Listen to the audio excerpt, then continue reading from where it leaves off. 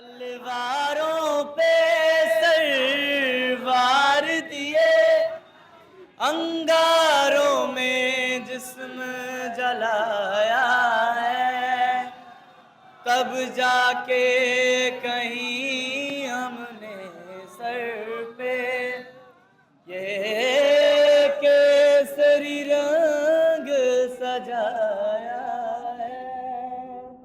Hello Modi ji, थोड़ा सा डर गए क्या? यह ग्रेफिटी लिखी है यहाँ पर जंतर मंतर के दीवार पर। इसके आगे हम बढ़ते हैं तो यहाँ लिखा है टूट गया नेहरू का रिकॉर्ड। लेकिन असल सवाल यह है कि यह प्रोटेस्ट कैसे चल रहा है और इस प्रोटेस्ट में कौन से लोग आ रहे हैं और वह क्या सोच रहे हैं। क्या वह 20 जुलाई के पार्लियामेंट के मार्च के बाद अभी भी मोटिवेटेड हैं? 20 जुलाई के पार्लियामेंट मार्च को वह कैसे देखते हैं? इस ओवरऑल प्रोटेस्ट के लीडरशिप को कैसे देखते हैं? इन सारे सवालों को समझना बहुत ज़रूरी है उन लोगों से जो इस प्रोटेस्ट में शामिल हैं और यहाँ पर बने हुए हैं। अभी हमारे साथ ऐसा ही एक ग्रुप है जो कि काफ़ी डाइवर्स ग्रुप है। हमने अभी थोड़ी सी ऑफ द रिकॉर्ड इनसे बात की तो पता चला कि अलग अलग शहरों से लोग हैं। आप कहाँ से हैं? जी मैं यूपी बांदा से हूँ। आप बांदा से हो। आप? मैं उत्तराखंड से हूँ। ये उत्तराखंड से। आप कहाँ से हैं? बिहार बेगूसराय। बिहार बेगूसराय से हैं। आप? बेंगलोर। बेंगलोर से आए हैं। तो काफ़ी डाइवर्स ग्रुप है इन लोगों का। अब थोड़ा सा इधर आ जाएंगी। हाँ, काफ़ी डाइवर्स ग्रुप है तो इनसे हम लोग बातचीत करने वाले हैं कि क्या मोटिवेशन है, ये यहाँ पर क्यों आए हुए हैं। जैसे आप बताइए, आपका पहले नाम बताइए अपना। मेरा नाम काजल हुआ, मैं बिहार से हूँ और मेरी बहन ने इस बार नीट का एग्ज़ाम दिया है तो वो कैंसिल हो गया। उसके बाद फिर मतलब जिस तरह से कैंसिल हुआ वो होना तो नहीं चाहिए, उसकी मेहनत भी बेकार चली गई। उसने फिर से एग्ज़ाम दिया तो आई थिंक कि ये जो हो रहा है वो तो गलत हो रहा है। मतलब बार बार पेपर लीक हुआ, 2024 में भी हुआ, फिर 26 में भी हुआ, CUET का पेपर लीक हो गया तो होना तो नहीं चाहिए। इसके लिए जिम्मेदार जो है उनको इस्तीफा देना चाहिए। तो आप अपने बहन के लिए आई हैं? हाँ जी। मैं वैसे आप क्या करते हो? मैं एक रेडियोलॉजिस्ट टाइपिस्ट हूँ। मैं हॉस्पिटल में जॉब करती हूँ, पटना में ही जॉब करती हूँ मैं। तो आप जॉब छोड़कर यहाँ पर आई हुई है? छोड़ के नहीं आई हूँ, छुट्टियाँ लेकर आई हूँ। छुट्टी लेकर? कितने दिन की छुट्टी ली है आपने और कब से हैं यहाँ पे? मैं फर्स्ट डे भी आई थी, 6 जून को भी आई थी, फिर बीच में भी आई हूँ और अभी 20 जुलाई से इधर ही हो आप। तो 20 जुलाई को आप मार्च में थे। हाँ जी। लाठी चार्ज हुआ था? हाँ हुआ है। आपको भी लगी थी? हाँ लगी है। कहाँ लगी? 2 लाठी पैर पे लगी है, पत्थर लगे हैं पीछे और ये सब लगे पड़े हैं। ये जो निशान है ये लाठी चार्ज का है? नहीं, ये झड़प का है। अच्छा, झड़प में मतलब पुलिस वालों से नहीं, जो एक थे उन्होंने ना तो यूनिफॉर्म पहन रखा था और ना ही वो लग रहे थे कि वो पुलिस वाले हैं। बस हेलमेट डाल रखा था और एक लाठी ले रखी थी और एक लड़के के सर पे उन्होंने दे मारा तो वो फट गया था। तो मैं उन्हें ऐसे पकड़ के रखी थी तो वैसे ही उसी में उन्होंने मेरी उनसे झड़प हो गई तो फिर थोड़ी सी हो गई हाथापाई, उसमें लग गई। अच्छा, उसमें लग गई। और आपने बताया कि आप बेंगलोर से आए। जी हाँ जी, हाँ जी, मैं बेंगलोर से आया। आपका क्या मोटिवेशन है इस प्रोटेस्ट में? मेरा मोटिवेशन ये है कि मैं सोनम सर की वीडियो देखा तो मेरे को ऐसा लगा कि हम यूथ को जाना चाहिए इस चीज़ में, है ना, क्योंकि हमारे भी छोटे भाई बहन हैं, वो भी आगे शिक्षा प्राप्त करेंगे, है ना। तो अगर उस चीज़ में जो शिक्षा मंत्री हमारा गलत होगा तो मतलब हमारे जो छोटे भाई बहन हैं उनको सही शिक्षा प्राप्त नहीं हो पाएगी। ठीक है, तो हम बस इसीलिए आए हैं कि हमारे यूथ का जाना ज़रूरी है और सोनम सर के हम साथ हैं और सबको अच्छी शिक्षा मिले और ये शिक्षा मंत्री जो है हमारे धर्मेंद्र प्रधान वो इस्तीफ़ा दें, उनकी जगह कोई अच्छा आए। आप वैसे क्या करते हैं? मैं इसरो में काम करता हूँ। आप इसरो में काम करते हैं? हाँ जी। आप भी जॉब से छुट्टी लेकर आए? जॉब से छुट्टी लेके आ रहा हूँ, छुट्टी मिल नहीं रही थी, जबरी लेके आया हूँ। तो आप भी मार्च में थे? हाँ जी, मार्च में था। आपको भी लाठी पड़ी थी? 3 लाठी पड़ी थी सर। 3 लाठी पड़ी थी। एक तो बैक पे लग गई थी इधर, एक बैक पे मारा, एक पैर पे मारा, लेकिन फिर भी बच गया। और पथराव हुए थे बहुत सारे, स्मोक हुआ था, मेरे चेस्ट पे लगी थी स्मोक, इनको भी लगी थी साथ में ही, है ना। तो मतलब बहुत सारी चीज़ें ऐसी हुई थी जो नहीं होना चाहिए और दिल्ली पुलिस से बिल्कुल उम्मीद नहीं थी कि वो हमें ऐसा करेंगे। और इतनी बदतमीजी तरीके से मार रहे थे, मतलब नहीं कह सकते कि वो पुलिस वाले थे, वो गुंडे थे। पुलिस वाले तो नहीं थे, पुलिस वाले के वेश में गुंडे थे वो। आपको भी पड़ी थी लाठी? मैं उस दिन नहीं आ पाया था, ये मेरा फर्स्ट डे है। आज आप फर्स्ट डे आए, ये थे उस दिन, तो उस दिन नहीं आए आप, आज क्यों आए हैं आप? आज आ गया। मेरा बहुत दिन से मन था कि मैं जाऊं, लेकिन मेरा कोई साथ आने वाला नहीं था और मैंने ट्राई किया हुआ था 20 तारीख को आने का, बट मेट्रो से ही मुझे रिटर्न कर दिया गया था। इतनी फोर्स लगी थी, पुलिस वाले थे, उन्होंने लाठी चार्ज वार्ज करके मुझे रिटर्न कर दिया था। वहाँ पे एक लोग नहीं थे, बहुत सारे लोग थे।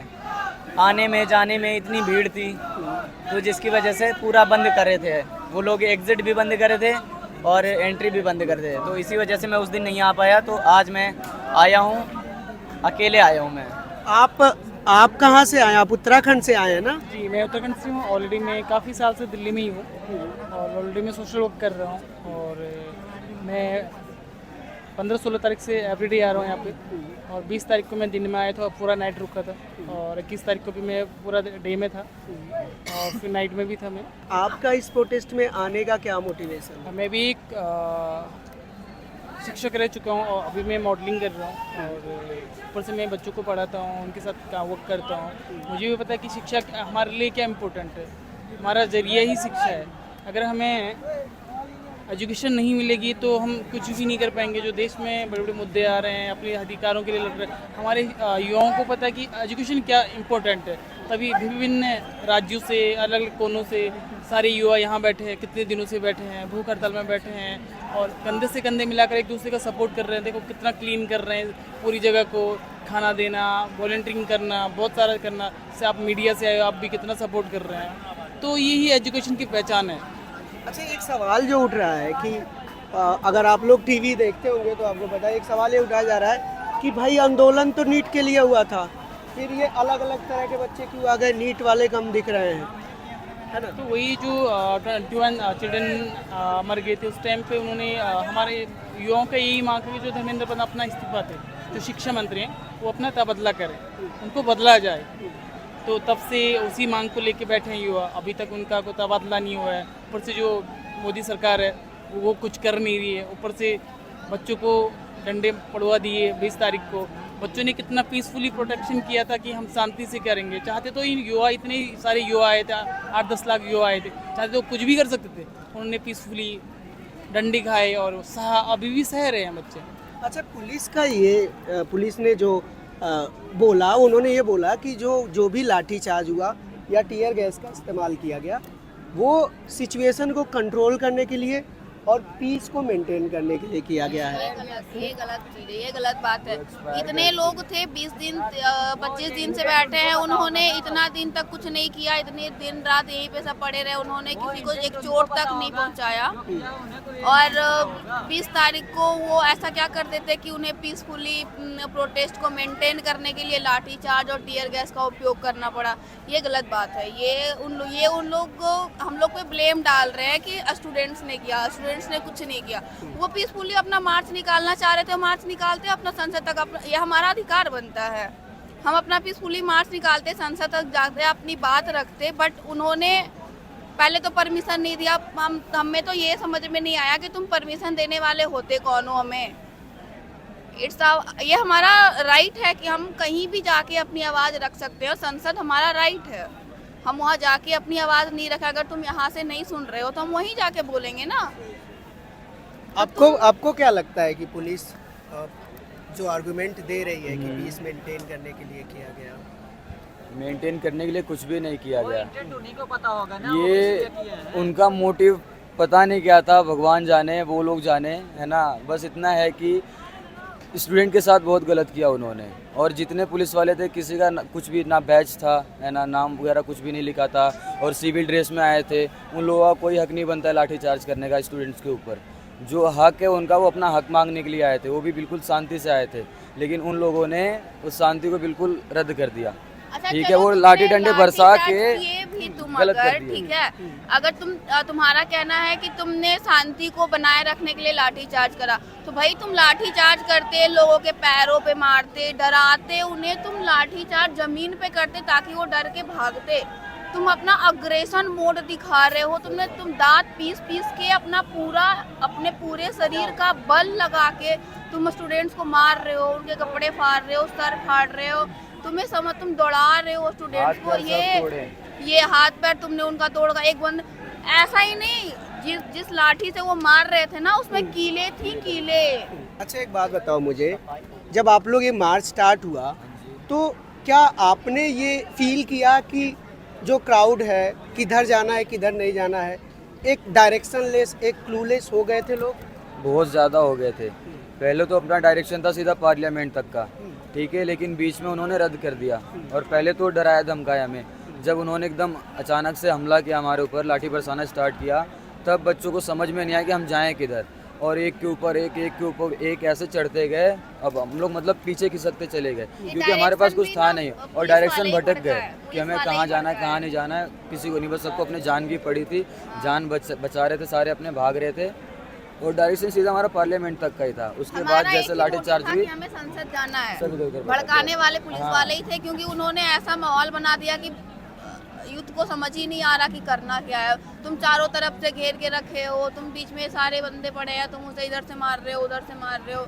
आप जो बातचीत हम कर रहे थे कि एक सवाल जो आया कि प्रोटेस्ट का जो फोर फ्रंट था, जो मार्च का फोर फ्रंट था, उस पर लीडरशिप नहीं थी, जिसकी वजह से जो प्रोटेस्टर्स थे, जो आंदोलनकारी थे, वो डायरेक्शन लेस हो गए। क्या आपको भी ऐसा लगता है? मुझे तो नहीं लगता है, जो भी लीडरशिप थी वो अच्छी रही, और क्योंकि उनको जाने के लिए सारे बैरिकेड बंद थे, कुछ लोग नहीं थे जिनको रास्ता पता नहीं था कहाँ से जाना है, क्योंकि सारे रास्ते उन्होंने जाम कर रखे थे, इसलिए लोग बाहर निकल नहीं पा रहे थे। कुछ लोग पहुँच गए, जो बाहर से उधर को पहुँच गया है, जो यहाँ अंदर था वो पहुँच नहीं पाया, क्योंकि उनको बाहर जाने के लिए बहुत मुश्किल हुई। तो वो तो कहेंगे कि जो लीडर था उनकी प्रॉब्लम है, उन्होंने गलत दिशा निर्देश दिए, बट ऐसा कुछ भी नहीं था। उनकी वजह से पीसफुली उन्होंने प्रोटेक्शन किया, मार खाए बच्चों ने। अगर वो पुलिस गलत नहीं थी तो बिना वर्दी के क्यों आए? अगर वो अच्छा काम कर रहे थे तो बिना वर्दी के क्यों आए, बिना नेम प्लेट के क्यों आए? अपनी पहचान को क्यों छुपाई दिल्ली पुलिस ने? सबसे बड़ा मुद्दा तो ये होता है। क्या अभी भी पुलिस को आप लोगों का भरोसा है पुलिस पर? शायद एक बार जब भरोसा उठ जाता फिर दोबारा भरोसा नहीं आता है। मैं कह रहा हूँ कि जिस हिसाब से उन्होंने बच्चों को मारा है ना, उस हिसाब से बच्चे 1% अब भरोसा नहीं करेंगे दिल्ली पुलिस पे, और बल्कि गालियाँ देंगे। लेकिन वो संस्कार नहीं है हमारे कि उनको हम गालियाँ दें, है ना। तो वही है कि अब भरोसा दोबारा होगा नहीं दिल्ली पुलिस पे, जल्दी तो होगा ही नहीं। अच्छा एक बात बताओ कि आप लोगों ने इतना बड़ा मार्च निकाला, इतनी बड़ी संख्या में लोग आए, तो फिर उसके बाद भी आप लोगों की डिमांड मानी नहीं गई, है ना। तो फिर क्या उससे आप लोगों का हौसला कम हुआ है, थोड़ा डिमोटिवेट हुए हैं? शायद अभी तो कोई युवा डीमोटिवेट नहीं हुआ, दुगनी ताकत बढ़ी है, युवा हार नहीं माना है। युवा को पता है कि हम कोई भी एग्ज़ाम क्लियर करने के लिए हमें दुगनी मेहनत चाहिए होती है। बच्चा एक बार फेल हो जाता है फिर वो दुगनी मेहनत करता है, युवा फिर से दुगनी मेहनत करने की कोशिश कर रहा है कि हम हार नहीं मानेंगे। फिर से देखो 20 तारीख से और भी पब्लिक बढ़ रही है, बच्चे आ रहे हैं, अभी भी आ ही रहे हैं, आपको पता ही, आपके सोशल मीडिया के माध्यम से देख रहे हैं, तो अभी भी जुड़ रहे हैं। अगर युवा हार मान जाता तो शायद अभी तक ये 20 तारीख से 23 तारीख हो गई, आज तक खाली हो चुका होता। एक चीज़ ये कही जा रही है कि आप लोग जितने लोग आए हो यहाँ पर, ये प्रोटेस्ट तो नीट के लिए स्टार्ट हुआ था, लेकिन अब इसमें नीट के स्टूडेंट्स कम हैं, बाकी वो बच्चे आ गए हैं जो फ्रस्ट्रेटेड हैं, जिनका गुस्सा किसी और चीज़ के लिए है, जो कुछ एग्ज़ाम्स नहीं निकाल पाए हैं इसलिए आ गए हैं। तो ये फ्रस्ट्रेटेड लोगों का प्रोटेस्ट बन गया है। नहीं, बिल्कुल भी नहीं। सारे स्टूडेंट्स है इधर से, सारी शिक्षा व्यवस्था पे, सारे शिक्षा से जो शिक्षा का व्यवस्था है हमारा, सारे उससे परेशान है। कभी तुम्हारी बीपीएससी की पेपर लीक हो रही है, कभी तुम्हारी सीयूईटी लीक हो रही है, कभी तुम्हारी नीट हो रही है, लीक हो रही है, कभी तुम्हारे एसएससी के पेपर लीक हो रहे हैं, कभी तुम्हारे एग्जाम ही पोस्टपोन हो जा रहे हैं, कभी तुम्हारे वैकेंसी ही नहीं आ रही है, क्योंकि हमारे यहाँ जॉब की कमी ही नहीं है, जबकि तुम्हारी इतनी वैकेंसी है, इतनी वैकेंसी तुम्हारी खाली है कि तुम अगर प्रॉपर वे में निकालो ना, तो कोई भी ऐसा ना रहे कि हाँ उसे नौकरी कहीं ना मिलेगी। और सारे बच्चे पढ़ने वाले इधर पे, मुझे नहीं लग रहे कि हाँ अभी थोड़े बहुत लग रहे हैं कि अभी जिस तरह का है उसमें लग रहा कि हाँ कुछ लोग हैं ऐसे जो बस माहौल बिगाड़ने आए हैं, बाकी नहीं लग रहे कि ये सब ऐसे फ्रस्ट्रेटेड है। सारे शिक्षा व्यवस्था से फ्रस्ट्रेटेड है, इसलिए नहीं फ्रस्ट्रेटेड है कि वो कुछ कर नहीं पाए, वो हर चीज़ कर सकते हैं। अगर वो MBA करके MBBS करके चाय बेच सकता है बंदा, मैंने देखा है कि MBA करके चाय का ठेला लगा रखा है, MBA चाय वाला। MBA चाय वाला है, BSc चाय वाला है, ऐसा करके लोगों ने चाय का ठेला खोल रखा है। इसलिए नहीं कि वो MBA बस ऐसे ही डिग्री लेके घूम रहा है, नहीं, उसने पढ़ा है, उसने लिखा है। तुम्हारी लापरवाही, तुम नौकरियां नहीं दे रहे हो, इस वजह से उसने चाय का ठेला खोला है। और हमारे प्रिय प्रधानमंत्री जी ने भी तो बोला है कि पकौड़े तलो, तो तल रहे हैं सारे। ओवरऑल क्या ये जो भी क्राउड आया है वो एजुकेशन सिस्टम से परेशान क्राउड है? ऑफ कोर्स भाई, इतना क्राउड किस लिए आता है? तो अब यानी कि बच्चे से लेकर बूढ़े तक आ रहे हैं ना यहाँ पे। तो क्या रीज़न हो सकता है? एक ही रीज़न है, एजुकेशन। तो अब क्या मुद्दा सिर्फ एक नीट का नहीं है बल्कि ये पूरे एजुकेशन पूरी, सिस्टम का है? अब तो जो मुद्दा है एक नीट का नहीं है, पूरे एजुकेशन सिस्टम का है। तो इस सिस्टम बदलना चाहिए। और कोई भी मंत्री नेताओं के बच्चे कभी भी आप इंडिया में पढ़ते हुए नहीं देखोगे, इन सरकारी दफ्तरों में पढ़ते हुए नहीं देखोगे। प्राइवेट स्कूल है एजुकेशन के लिए, वो बाहर जा रहे हैं। तो उनको ये सोचना चाहिए कि अपने बच्चों को तो बाहर पढ़ा रहे हैं, दूसरे बच्चों के लिए वो ये चीज़ें कर रहे हैं, तो ये बेशर्मिंदी है ना, गलत चीज़ें हैं, ये ना हो। और जो शिक्षा पद्धति है वो बदले हमारी। कहते हैं ना, जो पुराने वाले दिन थे वो फिर से हमें चाहिए, ये वाले दिन नहीं चाहिए, अच्छे दिन नहीं चाहिए। अच्छे दिन नहीं चाहिए। वो पुराने वाले दिन ही अच्छे थे। जो दर दर की ठोकरें खा रहे हैं हमारे युवा बच्चे, कहाँ कहाँ से आए हैं। अब इनकी कोई सुनवाई ही नहीं हो रही है, तब भी बच्चा हार नहीं मान रहा है। वो एक अखंड बैठा है, वो कगार पे बैठा है कि हाँ मैं जीत के जाऊँगा। अब घर कैसे जाएगा बच्चा? कितना बच्चा तो अगर जो हार जाएगा, बच्चा टूट के वैसे ही मर जाएगा यहाँ पे, क्योंकि उनके भी एक सपने हैं। जिनके सपने टूट जाते हैं तो फिर वो देखो, आप समझ ही रहे हैं कि उनके सपनों का क्या होगा। इतने बच्चों का भविष्य है, जो एक देश का भविष्य आज रोड पे उतरा है, उसको कहीं अच्छी जगह अपनी कोचिंग सेंटर में, कहीं एजुकेशन के लिए बैठना पड़ता है, स्कूल कॉलेजेस में होते, आज वो ये रोड पे बैठा है। अच्छा, एक सवाल ये है कि आप लोग जानते होंगे कि राहुल गांधी कल प्रधानमंत्री आवास के बाहर प्रोटेस्ट पर बैठे थे। अखिलेश यादव थे उनके साथ, और भी अपोजिशन के कई लीडर थे, प्रियंका गांधी भी थी। तो क्या आपको लगता है कि अपोजिशन जो कर रहा है, विपक्ष के नेता कर रहे हैं, चाहे राहुल गांधी या अखिलेश यादव, उससे वो छात्रों के बीच जगह बना रहे हैं, या आपको ऐसा लगता है कि वो छात्रों का मुद्दा उस तरह से उठा रहे हैं जैसी ज़रूरत है?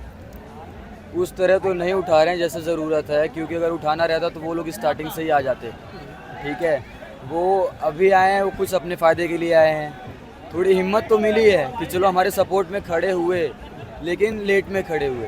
तो मतलब किसी पे भरोसा नहीं है अभी। जो भी करना है अब हमें स्टूडेंट्स को ही करना है ना। अब किसी भरोसा करने लायक भी नहीं है, किसी नेता पे भरोसा नहीं? किसी नेता पे भरोसा नहीं है, किसी वो भी नहीं है। बस एक चंद्रशेखर भैया जी हैं, वो आए थे, थोड़ा बहुत उन पे भरोसा है, लेकिन बाकी किसी नेता पे नहीं है। आपको किस पे भरोसा है? बड़े बड़े नेता छोड़ो, गांव के मुखिया सरपंच पे भी भरोसा नहीं। आते हैं, कहते कुछ और है, उसके बाद रोड। हमारे यहाँ तो भाई बिहार में रोड में टाके पड़ रहे हैं, क्या बताऊँ तुम्हें। अच्छा, एक बात बताओ, जैसे आगे बढ़ रहे हैं। जैसे सोनम वांगचुक जी ने अपना हंगर स्ट्राइक तोड़ दिया है, और उनसे गए थे कैबिनेट मिनिस्टर JP नड्डा थे, जितेंद्र सिंह थे, 2 लोग गए थे, और ये बातचीत हुई है कि जो भी डिमांड है सोनम वांगचुक की उसको कंसीडर करेगी सरकार। उसमें उन्होंने डिमांड रखी है कि नीट के जो स्टूडेंट हैं उनके फैमिलीज को, जिन्होंने सुसाइड कर लिया, उनकी फैमिलीज को कंपनसेशन दिया जाए जी। और दूसरा ये है कि पार्लियामेंट में इस पर एक डिस्कशन किया जाए, फ्रूटफुल डिस्कशन किया जाए। तो क्या जिसको लेकर आश्वासन दिया है JP नड्डा ने, जो कि कैबिनेट मिनिस्टर है, तो क्या सरकार की तरफ से जो ये आश्वासन दिया गया है कि हम कंसीडर करेंगे इस बात को, आपको भरोसा है कि सरकार अपनी बात पे खरी उतरेगी? आई डोंट नो, मुझे नहीं लगता कि वो अभी इतनी जल्दी मान जाएंगे, क्योंकि इतने टाइम से प्रोटेस्ट चल रहा है। कितने दिन हो गए आपको लगता है कि आज से कितना दिन, महीनों से प्रोटेस्ट चल रहा है। तो मुझे तो नहीं लग रहा कि अभी इतनी जल्दी मान जाएंगे, लेकिन हम लोग हार नहीं मान सकते। हम लोग संघर्ष करेंगे, जीत जरूर मिलेगी। कब तक बैठने का इरादा है यहाँ? जब तक हमारी मांगे पूरी नहीं हो। मुझे तो लगता है कि सोनम सर को शिक्षा मंत्री बनाना ही चाहिए। इस देश के युवाओं के लिए, इस देश को अगर एक फ्यूचर चाहते हैं वो, तो उनको हटा के, धर्मेंद्र प्रधान को हटा के शायद सोनम सर को इस देश का एक लीडरशिप बनाना चाहिए एजुकेशन के लिए। मुझे जहाँ तक लगता है आप लोग बहुत ही जागरूक लोग लग रहे हैं। आप लोगों ने लोकतंत्र की बात की, और जिस बड़ी संख्या में आप लोग यहाँ पर इकट्ठे हुए हैं, जिस तरह से आप लोग प्रोटेस्ट कर रहे हैं, उससे ये बात पूरा देश, पूरी दुनिया में साबित हो गई है कि आप लोग डेमोक्रेटिक वैल्यूज़ में बिलीव करते हैं। और लेकिन एक बड़ा सवाल ये है कि इसी डेमोक्रेटिक प्रोसेस से, जो कि इलेक्शंस जो होते हैं, उस इलेक्शन के जरिए ही केंद्र की सरकार बनी है और बहुत सारे लोग अभी भी केंद्र सरकार के समर्थक हैं, जो ये बोलते हैं कि आप लोग जो है वो जो आप लोग प्रोटेस्ट कर रहे हो ये फंडेड है। कोई कह रहा है चाइना से फंडेड है, कोई कह रहा है यूएस से फंडेड है। अलग अलग तरह के सवाल उठ रहे हैं, है ना? नहीं भाई, हम एंटी नेशनल हैं, हम पाकिस्तान से आए हैं, हम पाकिस्तानी हैं, पहले बता दे रहे हैं। एक बार भोजपुरी बोल के दिखा दो फिर। बिहार से हो। देखो, आप क्या कहना चाहेंगे? ऐसे अचानक से बोलते तो मैं बोल दो ना, क्या दिक्कत है? हमने टेररिस्ट ठैला। तो क्या कहना चाहेंगे उन लोगों को जो लोग कह रहे हैं कि ये फंडेड है, ये रियल इशू नहीं है? अरे ऐसा कुछ नहीं, देखो खाना आ रहा है, बहुत लोग भिजवा रहे हैं यहाँ पे फंडिंग। लोग पूछ रहे हैं, सवाल कर रहे हैं कि कहाँ से आती है फंडिंग। अलग अलग एरिया से, दुबई से भी खाना आ रहा है, जो जोमेटो कर रहे हैं लोग बाहर के हैं। जोमेटो से आ रहा है, बहुत सारे लोग हेल्प करते हैं। बंदा भी सपोर्ट कर रहा है, वहाँ नहीं, यहाँ नहीं पहुँच पा रहा तो वहाँ से वो सपोर्ट कर रहा है। कुछ युवाओं ने ग्रुप बनाए, अपनी आपस में कंट्रीब्यूशन कर रहे हैं, तो लोग उससे पब्लिक को खाना खिला रहे हैं। खाना की तो बात नहीं है, खाना हमने भी इस पे रिपोर्ट किया है कि यहाँ पर जोमेटो से बहुत सारे लोग ऑर्डर कर रहे हैं। जो लोग यहाँ नहीं आ सकते वो इस तरह से अपना सपोर्ट दे रहे हैं और हर तरह का खाना आ रहा है देश के अलग अलग हिस्सों। इवन जो लोग फॉरेन में बैठे हैं वो लोग भी ऑर्डर कर रहे हैं, ये तो हमने भी देखा। और लोग उसके साथ छोटा छोटा प्यारा प्यारा नोट्स भी लिख रहे हैं कि मैं आ नहीं सका लेकिन this is how I can support. इस तरह के नोट्स भी और मैसेजेस भी दे रहे हैं। हमने रिपोर्ट भी की है, आप हमारी रिपोर्ट देख सकते हैं। तो अगर ओवरऑल बात करें, अब एक फाइनल सवाल पे चलते हैं। फाइनल सवाल ये है मेरा आप लोगों से कि क्या आप लोग अभी भी इस बात के लिए मोटिवेटेड हो कि जब तक डिमांड नहीं पूरी की जा सकती, जैसा कि फार्मर प्रोटेस्ट चला था, साल भर चला था, क्या आप लोग उतना दिन तक बैठ सकते हो? उतना मोटिवेशन है आप? बिल्कुल बैठ सकते हैं। जब तक मतलब हमें अच्छी शिक्षा की वो व्यवस्था हमारी नहीं होगी तब तक हम बैठेंगे यहाँ पे धरने पे, ठीक है? क्योंकि शिक्षा से ही सब कुछ है और शिक्षा नहीं है तो कुछ भी नहीं है। आप भी बैठोगे? बिल्कुल बैठूंगी मैं, जब तक इस्तीफा नहीं देते। और मैं ये नहीं कह रही किसी पर्सन का नाम लेके कि आप उनको शिक्षा मंत्री बनाओ। आप शिक्षा मंत्री बनाओ, उन्हें बनाओ जो कैपेबल हैं, जो इस चीज़ को संभाल सकते हैं। आप 75 साल के इंसान को, 60 साल के इंसान को आप शिक्षा मंत्री बना रहे हो, उनके पास वो नॉलेज ही नहीं है कि अभी का शिक्षा कैसा चल रहा है, अभी के शिक्षा में क्या ऐड करना है, क्या हटाना है, क्या एजुकेशन लानी है, हमें क्या चीज़ों को मतलब देखना है उसके अकॉर्डिंग कि हाँ अभी के जनरेशन को हम वो शिक्षा दे सके। ऐसा इंसान चाहिए, ना कि आप 60 साल 70 साल के अपने किसी पार्टी के तलवे चाटने वाले को आप उसे बिठा दो वहाँ पे और कहो ये शिक्षा मंत्री हो गया।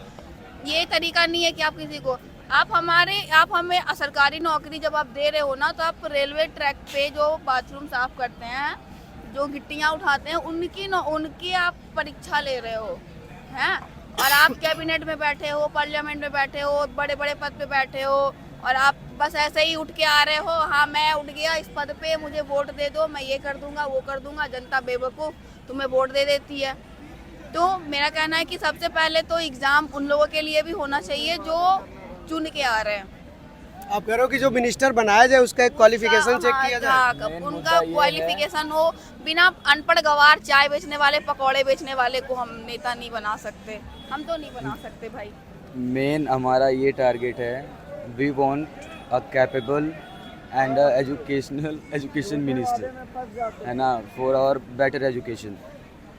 दैट्स इट, इतना अपने को चाहिए। अगर ये हट गया और उसके बदले बढ़िया आ गया, इस्तीफा दे दिया, तो हम लोग ये प्रोटेस्ट भी अपना ख़त्म कर देंगे। पर ये पॉसिबल कहाँ है? आप मतलब आपकी बात सही है, पर ये बताइए जो कैबिनेट मिनिस्टर हैं धर्मेंद्र प्रधान, वो मोदी जी उनको हटा के किसी और अपने पसंद के इंसान को ला देंगे, है ना? इससे बढ़िया मोदी जी हटवा दो ना। हम तो मोदी जी पे भी मुद्दा उठा रहे हैं, मोदी हट जाए। मोदी जी ईगो में है, ईगो में ले लिए हैं ना, तो वो नहीं हटाएंगे अभी। अच्छा, आपको लगता है ये ईगो का सवाल है? हाँ हो सकता है भाई, नहीं तो अभी तक तो कर देना नहीं चाहिए। दे सकते हमें। अगर वो अभी एजुकेशन मिनिस्टर को हमारे कहने पे हटाते हैं तो फिर उन्हें गृह मंत्री को हटाना होगा अकाउंटेबिलिटी के अकॉर्डिंग। अगर हम लोग देखें तो फिर उन्हें रक्षा मंत्री को भी हटाना होगा, क्योंकि उन्होंने भी काफ़ी अच्छे काम करे हैं जिनका हम व्याख्या नहीं कर सकते हैं। तो फिर ऐसे कर अगर धर्मेंद्र प्रधान इस्तीफा अगर अभी देना भी चाह रहा है ना, तो ये मोदी हमारे जो है प्रिय प्रधानमंत्री वो देने नहीं देंगे, क्योंकि उनके कालू करतूतों भी है कुछ ऐसी जो बाहर आ आपको जाए। लगता है कि ऐसा इससे फिर उनके सारे मंत्रियों के इस्तीफे की डिमांड होने होने लगेगी? लग जाएगी, हमारा क्योंकि प्रेसिडेंट अगर कुछ करने लगे ना, जो हमारी प्रेसिडेंट है द्रौपदी मुर्मू जी, वो अगर मोदी को हटा देना तो सब कुछ सिस्टम सब ओके हो जाएगा। ठीक है, लोग अपने तरीके से सब चुनेंगे, लेकिन वो भी कुछ नहीं कर रही हैं, क्योंकि उनको राइट्स है कि वो किसी को भी हटा सकती हैं, ला सकती हैं, है ना। अच्छा, एक आखिरी सवाल लेते हैं। कॉकरोच जनता पार्टी एक मीम से स्टार्ट हुआ मजाक मजाक में, और आज इतना सीरियस हो गया है ये मूवमेंट कि यहाँ पर हम देख रहे हैं। हमारे यूथ के लिए बहुत अच्छी बात है वो, मजाक क्योंकि में हम शुरू नहीं यूथ हुआ के ये। लिए ही वो बंदा लड़ रहा है। एक मीम से शुरू हुआ था। नहीं, मीम नहीं था। उन्होंने हम पहले भले ही कॉकरोच बोला हमें, लेकिन हमारा उन्होंने डिसरिस्पेक्ट करा। हम लोग लेजी हैं, किधर से लेजी दिख रहे हैं आपको? दिख रहा भी, अब हमारा लेजीनेस तो दिख रहा होगा कि हम कितने लेजी हैं। कहाँ से हम लेजी दिख रहे हैं? कहाँ से हम अनपढ़ गवार दिख रहे हैं आपको, जो आपने हमें कॉकरोच बोला? ठीक है, फिर अब जब बोल ही दिया है तो झेल लो। फिर अब क्यों आज भी CJI जो भी है वो कोर्ट में बैठा हुआ, वो कह रहा कि फालतू का मेरा टाइम वेस्ट नहीं करो, मैं ये वीडियो नहीं देख सकता, मैं ये तुम लोग का बात नहीं सुन सकता। जो हमारा ये मुद्दा पुलिस था, के ब्रुटैलिटी की बात हुई थी, उसको उन्होंने सुनने तक को इनकार कर दिया। क्यों? तुम्हारे बाप का इंडिया, तुम उस पोस्ट पे बैठे ही क्यों हो? फिर जब सुन ही नहीं सकते हमारी बातें तो उसी बात तुम भी हट जाओ उधर से भाई। क्यों बैठे हो जब तुम हमारी बात सुन ही नहीं सकते? तो ये क्या बात होगी कि मेरा टाइम वेस्ट नहीं करो? हम क्या है, हमारे पास यहाँ पे टाइम फ्री में आ रहे हैं, हम अपना टाइम नहीं दे रहे हैं। ये रात भर जो हम लड़कियां घर से नहीं निकल सकते, वो रात भर लड़कियां यहाँ पे पहरे दे रही हैं, घूम रही हैं। तुम्हारे पुलिस वाले उन पे लाठी चार्ज करे, उनके साथ बदतमीजी करे, उनके साथ छेड़छाड़ करे, और तुम नारे देते हो कि देश बचाओ, बेटी पढ़ाओ। कहाँ से? हम स्टूडेंट्स अपना ये रख रहे हैं, तो तुम हम पे लाठी चार्ज करा रहे हो और रेपिस्टों को माला पहना रहे हो, हैं? तो फिर सही नहीं कर रहे हो ना मोदी जी, आप जो भी कर रहे हो। जी तो नहीं बोल सकती मैं, मोदी सही तो नहीं कर रहे हो मोदी तुम। एक आखिरी सवाल लेते हैं। क्या कॉकरोच जनता पार्टी की जो लीडरशिप है, अभिजीत डिपके और उनके साथी, उन लोगों पर आप लोगों का भरोसा है कि वो इस मूवमेंट को आगे ले जाएंगे? भरोसा है? बिल्कुल भरोसा है भाई, उन्होंने ही ये स्टार्ट किया हुआ है, तभी जाके आज ये सैलाब बन गया है। जब स्टार्टिंग डे था तो बहुत कम लोग आए थे, फिर ये धीरे बढ़ता गया, और ये आज की डेट में देख लो सैलाब पूरा बन गया। यहाँ से वहाँ तक, जहाँ तक नज़र जाएगी एकदम सैलाब दिखेगा, लोगों का गुस्सा दिखेगा, फ्रस्ट्रेशन दिखेगा, यू नो। अभी तक टीवी पे हमारे गांव वाले लोगों को ना पता ही नहीं है कि चल क्या रहा है। इंडिया में कुछ चल भी रहा है, प्रोटेस्ट नाम का चीज़ भी चल रहा है, पता ही नहीं है, क्योंकि वो न्यूज़ देखते हैं, वो न्यूज़पेपर पढ़ते हैं लोग जो दूर के हैं यहाँ पे। तुम टीवी पे दिखाई नहीं, टीवी पे 20 जुलाई को इधर पे प्रोटेस्ट चल रहा, लाठीचार्ज हो रहा है, इतनी ब्रुटैलिटी हमारे साथ की जा रही है, लेकिन टीवी पे क्या चल रहा?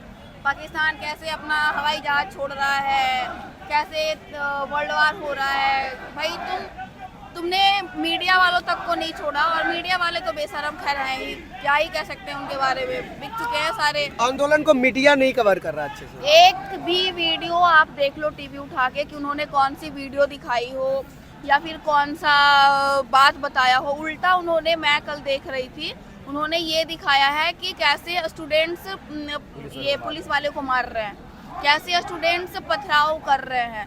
ये नहीं दिखा रहे कि पुलिस ने कैसे किया है, बच्चों ने कुछ नहीं किया है।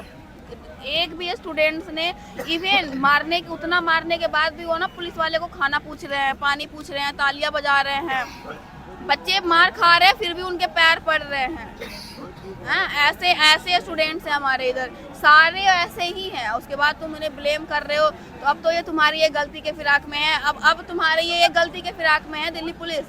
तो ये एक बातचीत थी, आपने सुना कि यहाँ पर जो प्रोटेस्टर्स हैं, आइडिया यही था, हमारी कोशिश यही थी कि ये प्रोटेस्ट में जो लोग शामिल हैं उनके मन में क्या चल रहा है, वो क्या सोच रहे हैं, जो कुछ भी हो रहा है वो सब कुछ। उसके अलावा तमाम सवालों और विषयों पर हमने इन लोगों से बात की और आप तक पहुँचाया। उम्मीद करते हैं आपको ये बातचीत पसंद आई होगी। जंतर मंतर से मैं अनमोल प्रीतम, न्यूज़ लॉन्ड्री के लिए।